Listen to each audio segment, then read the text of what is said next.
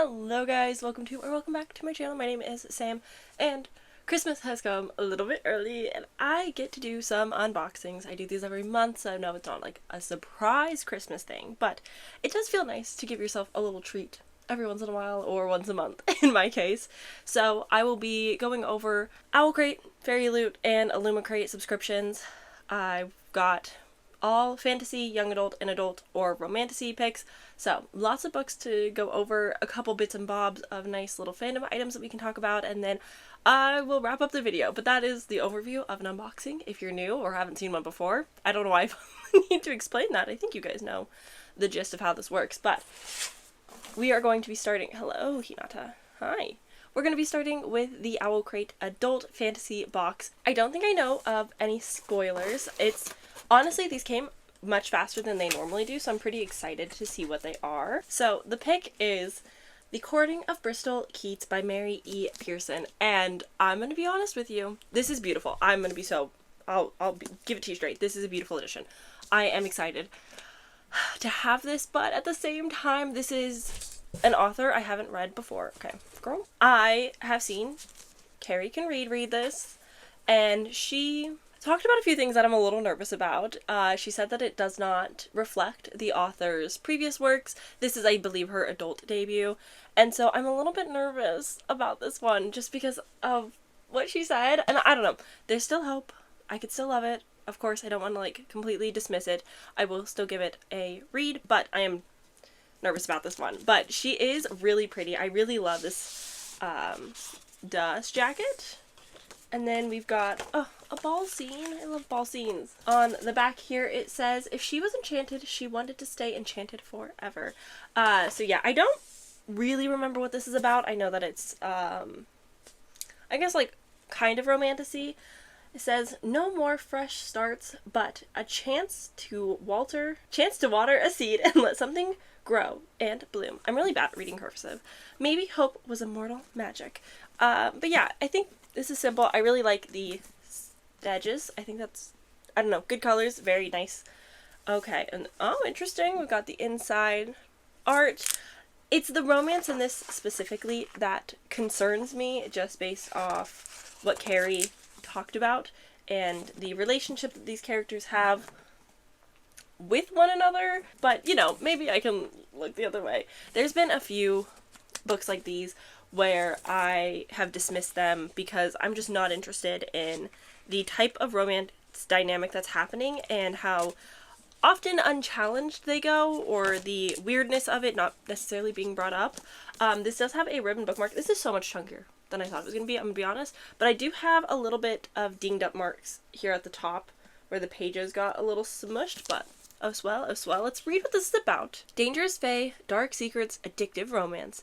After losing both her parents, Bristol Keats and her sister struggle to stay afloat in their small, quiet town of Bowes Keep. When Bristol begins to receive a letter from an aunt she's never heard of whom promises she can help, she reluctantly agrees to meet and discovers that everything she thought she knew about her family is a lie. Her father might even still be alive, not killed, but kidnapped by terrifying creatures and taken to a whole other realm. The one he is from. Desperate to save her father and find the truth, Bristol journeys to a land of gods and fae and monsters. Pulled into a dangerous world of magic and intrigue, she makes a deadly bargain with a fae leader, Tygan. But what she doesn't know is that he's the one who drove her parents to live a life on the run, and he is just as determined as she is to find her father, dead or alive. So it does kind of hint at the relationship a little bit of this man, whom is presumably going to be the love interest, has a type of relationship with her father, which means age gap, and it's just, yeah. So I'm a little nervous. I heard that the writing itself isn't quite as good, but since I don't have a reference and I haven't read her previous work, potentially maybe I won't mind the writing. I do tend to excuse a lot of bad writing. It's not something that I look out for quite as much. It's not something that sticks in my brain and goes, ooh, and if it is bad, then we're saying a lot, because it takes a lot for me to notice bad writing. But with that said, let's hop right into the young adult. Alright, first thing that I'm seeing is the 11 out of 12 Perfect Pairings pin collection.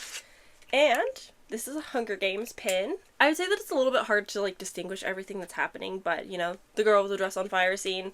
It's a nice scene. I think it's a good pick. I don't feel strongly about these pins, so I think that Seder Art does a nice job on them. Either way.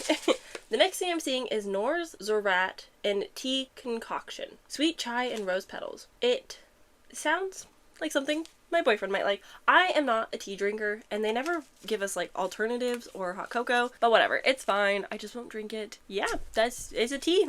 I don't know what it's inspired by. I can maybe assume maybe it's like, I don't know. But this is riddlesteashop.com if you're interested. This is an owlcrate exclusive flavor though. Okay, the next thing that I'm seeing is this one of those bags. It says, beware of falling moons. Chase death, moonbeam. I assume that this is from When the Moon Hatched. Which I'm not going to complain. Unfortunately, owlcrate has not been giving us booklets, or at least mine haven't been coming with booklets. So I don't know who designed this, and I can't confirm at this current moment. But maybe it'll be at the bottom this time. I find these really handy though, to have just like a tiny little bag that you can pull out in case you forget one and you need one on the go. It's great to throw in, you know, your car or whatever. Okay, the next thing I'm seeing is some Creatures and Companions, the Golden Compass limited edition collection bookmarks. These are, I believe, metal bookmarks. What is a fantastical journey without the best companion to tag along? We created a collection of metal bookmarks so that these wonderful creatures can make your reading journey extra special. The final companion to join us is the Ioric from the Golden Compass, designed by @Seder Art. I'm assuming this is gonna be a polar bear? I haven't read the Golden Compass, nor watched the movie. It is a polar bear! Look at me go! I'm not familiar with the source material, but I have seen enough of it to like conceptualize of what's going on, but it's very cute. I like the colors, very Arctic. I also just really enjoy a metal bookmarks, especially if it has a tassel. It just makes a good reading experience. Okay, the next thing I'm seeing is a field guide to reading, a 12-month planner. Tell me what it is you plan to do with your one wild and precious life. Mary Oliver. I need to read her poems so bad. So in this there is a monthly spread, 2-page monthly calendar, new release tracker on monthly calendar, 5 1-page weekly planner sheets per month, a monthly TBR planning sheet, and a monthly wrap-up. Cool. And then there's like additional pages as well. This one seems actually kind of nice. I'm intrigued to give this a go. If we know anything about me, it's that sticking to a journal is almost near impossible. I really want to be a journal girl in 2025 again, because it's been, I think, a couple years since I've really stuck to it and done it, and I've learned that I don't have much of a routine right now, and the routine that I do have is so not good for me. So I need to really push myself and force myself to get out of the rut that I'm in routine-wise and like really start building those healthy habits. It's the end of the year. You know the shtick. We're all hearing it and thinking it, but I'm feeling it real hard this year. So we will see. And the book I have not heard of before. Or maybe I haven't. I just am unfamiliar with the cover. It smells kind of good. Like kind of sweet and a little floral. Interesting. Okay, anyways, this is For She Is Wrath? For She Is Wrath. I can read, don't you worry. We come to this channel for reading. This is by Emily Varga. The back says, sometimes it is those we trust the most who will betray us. This is very pretty. I am entirely unfamiliar, so I'm looking forward to this. Ooh. Okay. First, reversible dust jacket art. I'm also like, I'm gonna be honest, I'm living for this cover. I just think it's so pretty. Ah! I love art.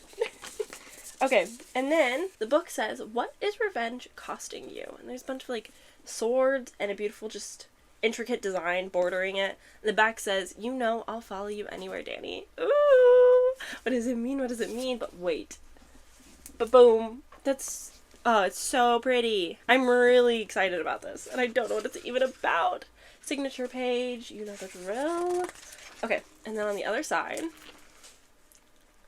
Oh. Okay. Why is it kind of giving Kylo Ren, Reylo fanfic? Is that just me? If you know, please sound off in the comments. I'm intrigued to know if that's the case. Okay. Oh, wow. Okay, so here is the author and her little bio, but at the bottom, you can see who did the art for everything on the jacket. I love that. I love that you can see that. Let's read what this is about. 374 days. Nope, 364 days. Framed for a crime she didn't commit, Dania counts down her days in prison until she can exact revenge on Mazen, the boy responsible for her downfall, the boy she once loved and still can't forget. When she discovers a fellow prisoner may have the key to achieving that vengeance, a stolen Jinn treasure, they execute a daring escape together and search for the hidden treasure. Armed with the dark magic and a new identity, Danya enacts a plan to bring down those who betrayed her and her family, even though Mazen still stands in her way. But seeking revenge becomes a complicated game of cat and mouse, especially when an undeniable fire still burns between them, and the power to destroy her enemies has a price. As Danya falls deeper into her own web of traps and lies, she risks losing her humanity to fight for vengeance, and her heart to the only boy she's ever loved. Interesting. So we've got a little bit, maybe second chance romance, enemies to lovers. It's still kind of giving Raylo. I am intrigued. I feel like this could go either really good or really bad, just based on if it's trying to be tropey or not. Luckily, the inside font is much better than the little synopsis font. That's hard to read. I am intrigued. I don't think this is like a standout story to me so far that like makes me jump for joy and like overly excited to pick it up soon, but I am still like intrigued enough. It sounds, like a simple classic YA, but overall the usability of the items, minus me not drinking the tea, but I have people in my life who will drink tea. Overall, good items. I love having a bookmark. I'm sad to see the collection ending. Always excited to have bags to throw into my car. I'm going to try and use this reading journal. I think that this might be a good one. I'll peruse it a little bit, but this might be the one that I try and stick with because it seems like it's simple enough, has the things that I need to make lists for. We'll see how this goes. And now we can jump right into Fairyloot. I think inside this is the adult and romantasy combined into a box because I was able to package the deal, and that saves you $10 when you get both adult and romantasy together. Alright, and the first thing is the spoiler card. The theme is Hearts Ablaze. I can read. Thank you. These fonts are so difficult. But the book is A Fire in the Sky by Sophie Jordan. I did see somebody post this cover on Bookstagram, I believe. So I had a thought of like maybe this would be a pick, but very simple cover. It feels very different from what we normally get from Fairyloot, but not in a bad way. Dragons are extinct, witches are outcast, but magic lives. I'm definitely intrigued.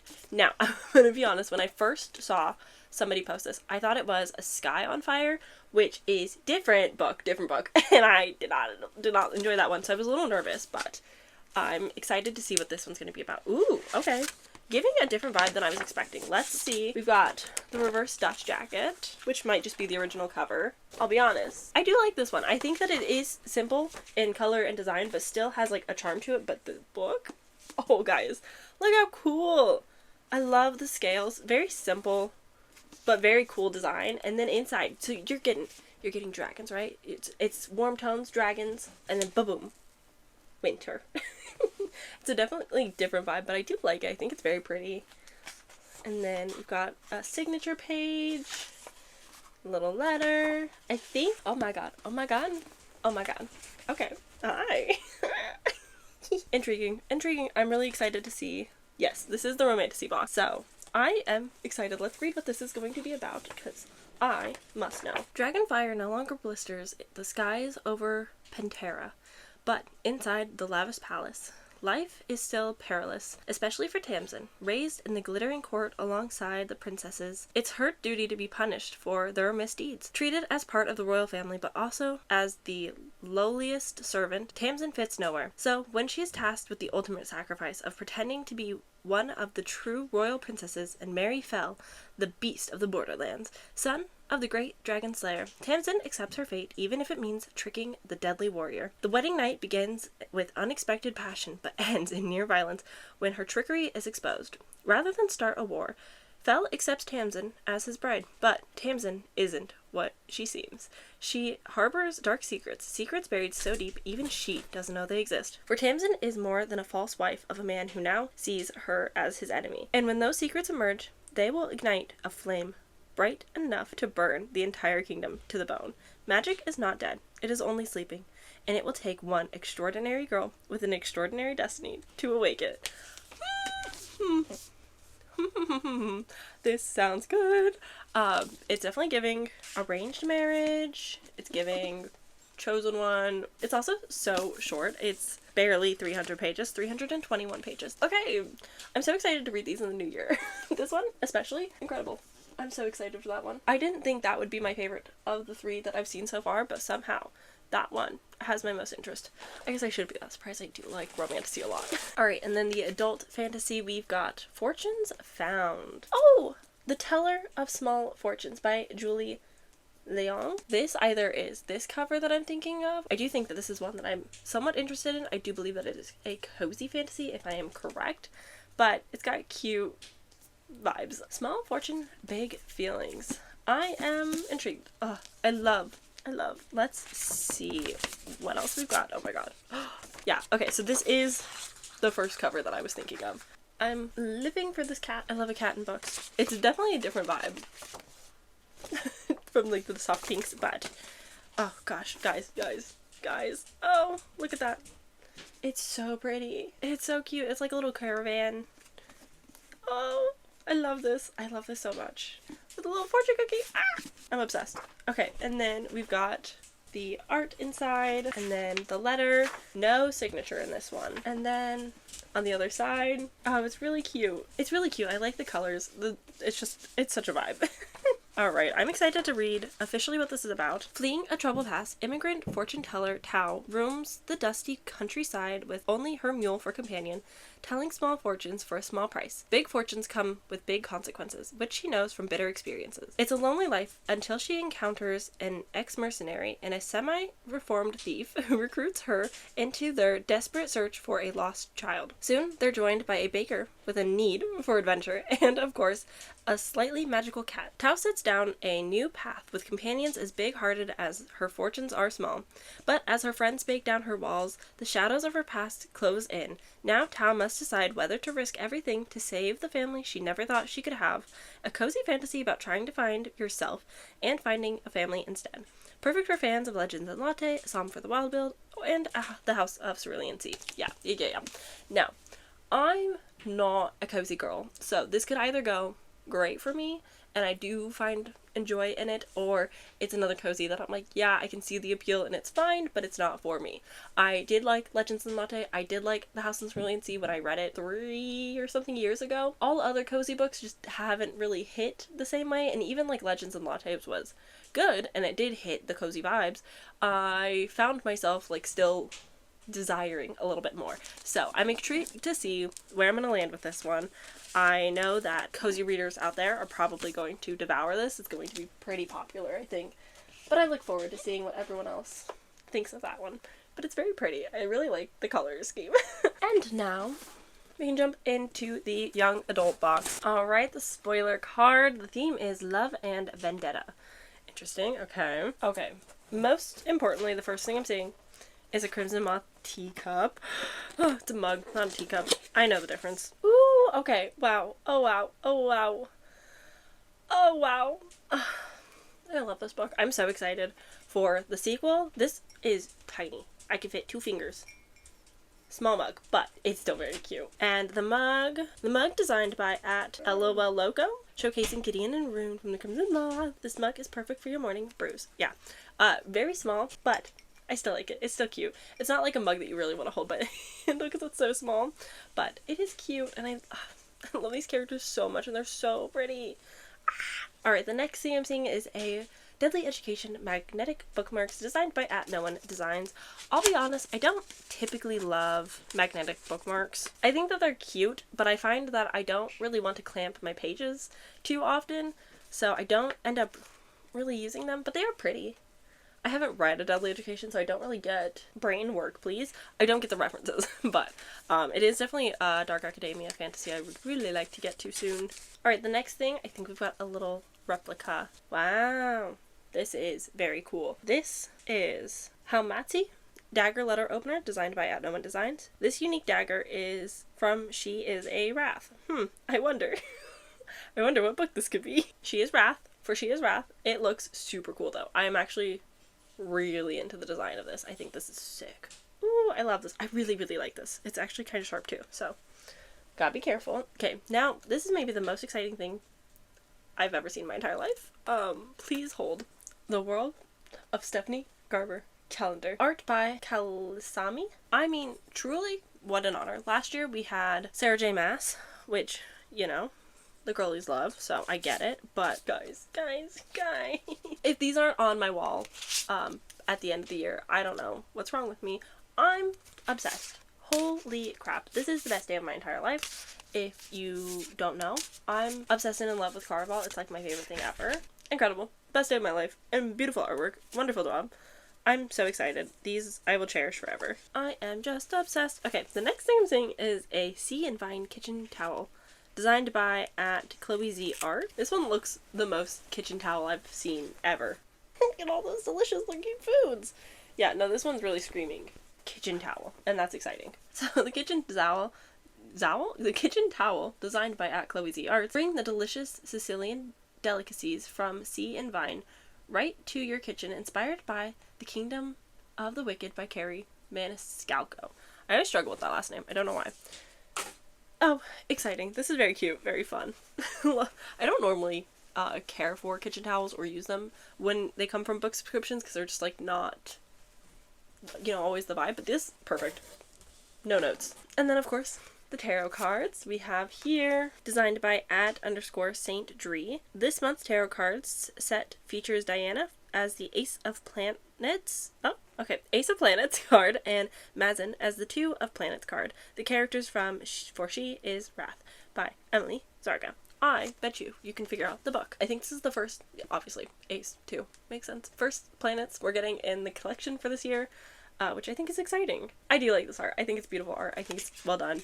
Deserved. Let's see if the book is as good or better or worse than owlcrate's, because we got a competition now. Oh wow. Okay, so here she is. The back says, "The whispers grew louder, like the stones themselves were speaking to me, like the earth had been cleaved into and begun talking. And that one word rose again, above the rest, an incantation and warning all at once. Revenge." Okay. She is pretty. I do like the color scheme. Definitely more of a generic cover, so I can understand the design change, and I like the design change a lot. Big fan. See, this is giving less Raylo. I think it might just be the art design of that one for the interior art that it's giving Raylo, but I think this is pretty. I'm excited to see how I feel about this book, what the general public thinks about this book. I haven't heard anybody talk about it or review it yet, so definitely a different vibe we got going on with them, but I enjoy it nonetheless. Finally, last but not least, we've got illumicrate. So the November theme is Time is Running Out. Most important thing that I am seeing, socks. These are Divine Right socks, inspired by The Principle of Moments by Esme Kiemi Pearson, but I love a good sock. Designed by Joanne Palmer at Flutter and Fern. Cute. I am a big fan of these. Love socks. Love tall socks. Good. The next thing I'm seeing is One More Chapter coin, inspired by This Is How You Lose the Time War. Oh, cool. It says, you can see it in the close-up, but it says One More Chapter, and on the other side it says Go to Sleep. So if you like, coin toss it. Okay, the One More Chapter coin is designed by @BitterSeason. An age-old question, one more chapter or time for bed. Let our This Is How You Lose the Time-worn coin make that decision for you. That's so fun. I love that idea. That's really cool and clever. Okay, the next thing I'm seeing is an undisclosed box with lots of tape. Oh, I feel like I've gotten so many of these recently, and I feel like I need to fuel my book club. Nope. I need to fuel my bookmark collection at this point to make up for the amount of book pots I have. But here she is. A jump into alternative realities. Time travel, dimensions, and multiverses. An adventure through alternative realities. Interesting. So these are nice little ceramic, they call them book pot. I usually just put a lot of bookmarks in them. This one was designed by Jane Tibbetts at Chatty Nora. Adventure through an alternative reality with our next book pot in a color we've never featured before. Yeah, just a simple little gray. Doesn't quite give multiverse colors, but you know, I'll let it slide. It's still pretty and cute. I need a lot more bookmarks because mine are looking a little sad. The next thing that I'm seeing is the Vagabond Quick Tumbler, inspired by Crown Chasers by Rebecca Coffindaffer. Designed by Vicky Lester at Forensic and Flowers. Definitely going for a more simplistic plastic tumbler. vibe. Very simple, just like a little decal. I need to look into what this book is because I don't think I've heard of it at least. But I like the color. That's very fun. Might be something I take to work. Lastly, the book. Here we have The Last Hour Between Worlds by Melissa Caruso. I think I've heard of this before. On the back there's just praise. Pretty simple cover. I really enjoy the stenciled edges. No reverse dust jacket art. So this one's definitely a more simple cover than we normally get. Oh, the dust jacket does not smell nice. Okay, this is really cool though. Look at that. Oh my gosh. Oh, that's so cool. This is dope. If you tell me this is a Nutcracker retelling, I'd be so stoked. But that's, oh wow. I'm so into that. This is so cool. I'm obsessed with that. Okay, let's see. Definitely a different art style for sure. It's giving a little bit more anime. And then we've got a signature. And then we've got a typed note, which I do appreciate because it's a lot easier to read. And then, oh wow. Yeah, definitely going the anime vibe. What a contrast, right? But I am intrigued to see what this is about. A star investigator and her rival journey through layers of reality to save the world as they know it in this whip-smart adventure fantasy packed full of reality-bending magic, sapphic romance, and tantalizing mystery. Kembrel Thorne is spending a precious few hours away from her newborn, and she's determined to enjoy herself at the year-turning ball. But when the guests start dropping dead, Kem has no choice but to get to work. She's a member of the Guild of Hounds, after all, and she can't help picking up a scent of trouble, especially when her professional and personal nemesis, notorious cat burglar Rika Nonsuch, is also on the prowl. At the heart of the mayhem is a mysterious clock that sends the ballroom down into a strange and otherworldly new layers of reality every time it chimes. As the party plunges through decreasingly dangerous versions of their city, Kem will have to rely on her wits and Rika to unravel the mystery before catastrophe is unleashed on their world. Oh, interesting. Interesting. So you're saying she's a new mom, but also there's gonna be a sapphic relationship and a mystery and journey. What's the point of the baby? I don't get it. Anyway, oh well. This does sound interesting. I am not a huge sci-fi person, but I did really enjoy, it's not in this office, but I really enjoyed The Midnight Strikes, which was like a Groundhog's Day at a masquerade, or just a normal ball maybe, and I really enjoyed that. So maybe this will have some similar vibes to it, and I can enjoy it. I do love a ball scene. I love the glitz and glams of dancing and, you know, just being swept off your feet. So it's got that point for me. And, you know, a magical clock does really intrigue me. It's giving the Nutcracker, and I do enjoy that. So I'm not gonna swear this book off. I'm gonna hold out hope that it is good. I might see a couple reviews come in, preferably the positive ones, so that I'm more likely to pick this up, because again, I'm not great at picking up sci-fi fantasies. But we will try. I'm intrigued. I don't hate it. Illumicrate is always a difficult one, because you get 4 items compared to the 5 that we get in owlcrate or fairyloot, and so it makes it a little bit more difficult, especially when you're not getting reversed, you're not getting as much. And I want to say that illumicrate is the most expensive box, so it's kind of hard to sell it as much. Like, if I was going to cancel any of these, I would probably end up canceling illumicrate first, even though they've got the best special editions outside of the subscription boxes, and also, you're not going to get repeats.